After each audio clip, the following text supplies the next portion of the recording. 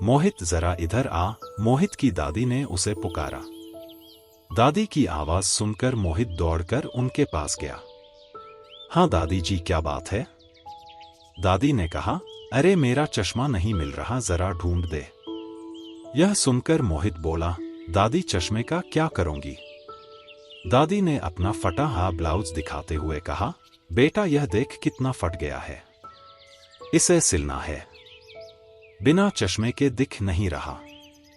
दादी हाथ में फटा हुआ ब्लाउज लिए बैठी थी। मोहित ने अपनी दादी से कहा, दादी यह तो बहुत पुराना है, यह तो घिस घिस कर फट गया है, इसे छोड़ो, मैं मम्मी से कह दूंगा, वे आपको नया सिलवा कर दे देंगी।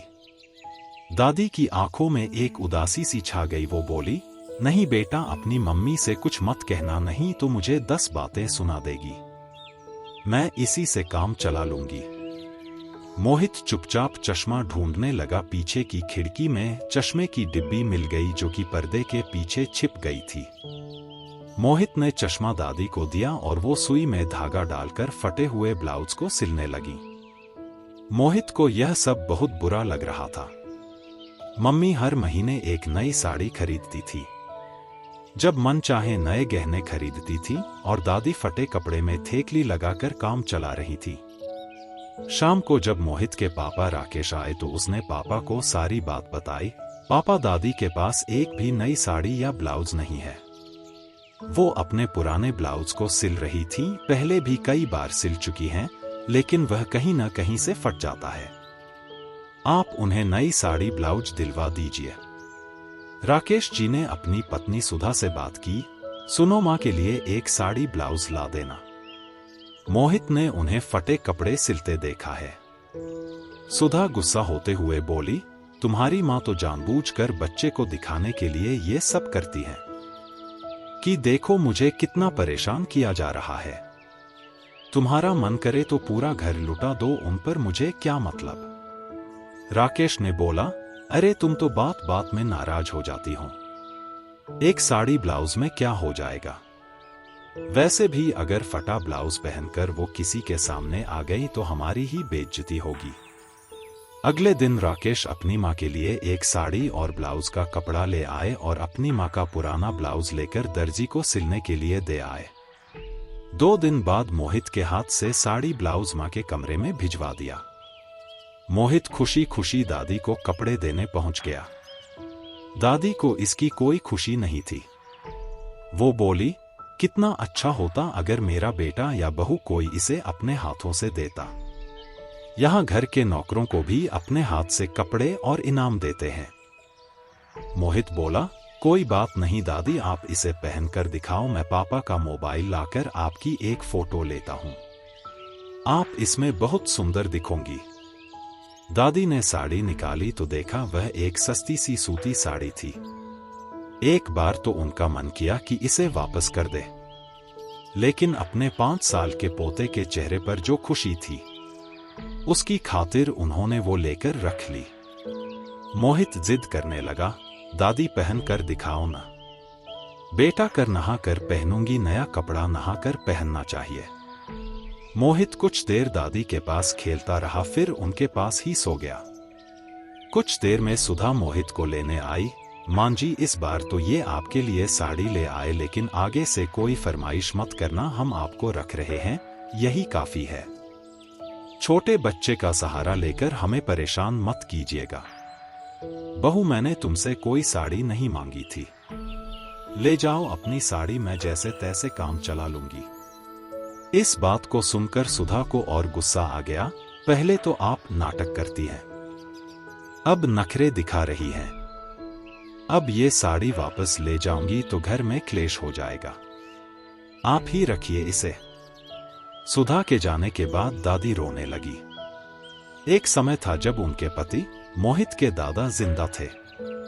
तब हमेशा बनारसी साड़ी पहनती थी, सज संवर कर रहती थी। घर का सारा काम नौकर चाकर करते थे। उनके मरते ही सारा व्यापार राकेश के हाथों में चला गया। तब से उनके बुरे दिन शुरू हो गए। अगले दिन मोहित की जिद पर दादी ने नई साड़ी पहनी, जिसे पहनने का उनका बिल्कुल मन नहीं था। उसके बाद दादी मोहित को लेकर मंदिर गईं। वहां से दादी वापस आ रही थी, तभी उनकी बचपन की सहेली आभा मिल गई। आभा बोली, कैसी है बहन, आज तो नई साड़ी में बड़ी अच्छी लग रही है। दादी आभा के साथ मंदिर की सीढ़ियों पर बैठ गई। मोहित पास ही में खेल रहा था। दादी ने कल की सारी बात आभा को बता दी। यह सुनकर आभा बोली, तू तो बेकार घर गृहस्थी में पड़ी है।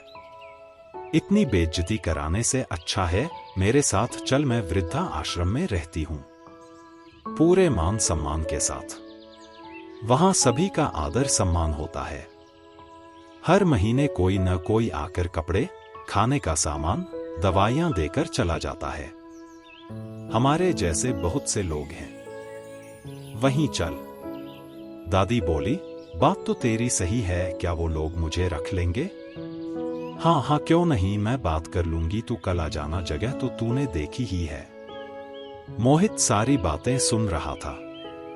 आभा जी के जाने के बाद वह बोला, दादी क्या तुम मुझे छोड़कर चली जाओगी? दादी बोली, बेटा मैं यहीं पास ही में तो हूं, जब तेरा मन करे अपने मम्मी पापा के साथ मुझसे मिलने आ जाना। अगले दिन जब मोहित स्कूल गया था तो दादी ने सुधा को बुलाया और सारी बात बता दी। सुधा बोली, जैसी आपकी इच्छा। दादी अपना सामान लेकर वृद्धा आश्रम पहुंच गई। दोपहर को जब मोहित आया तो दादी अपने कमरे में नहीं थी। उसने अपनी मम्मी से पूछा तो वो बोली, तेरी दादी अपनी मर्जी से गई है। शाम को जब राकेश आया तो सुधा ने उसे सारी बात बता दी, लेकिन मां के जाने से उन्हें भी कोई फर्क नहीं पड़ा। लेकिन मोहित बहुत उदास रहने लगा। कई दिन बीत गए, मोहित न ढंग से खाना खाता था न खेलता था। एक दिन वह दादी से मिलने की जिद करने लगा। हार कर राकेश और सुधा मोहित को लेकर दादी से मिलने पहुंचे। दादी से मिलकर मोहित बहुत खुश हुआ। फिर वह दादी के साथ मैनेजर के कमरे में गया। राकेश और सुधा भी पीछे पीछे पहुंच गए। वह मैनेजर से बोला, क्या मैं भी यहां अपनी दादी के साथ रह सकता हूं? मैनेजर बोला, नहीं बेटा, यहां वही रहते हैं जिन्हें उनके घर वाले निकाल देते हैं।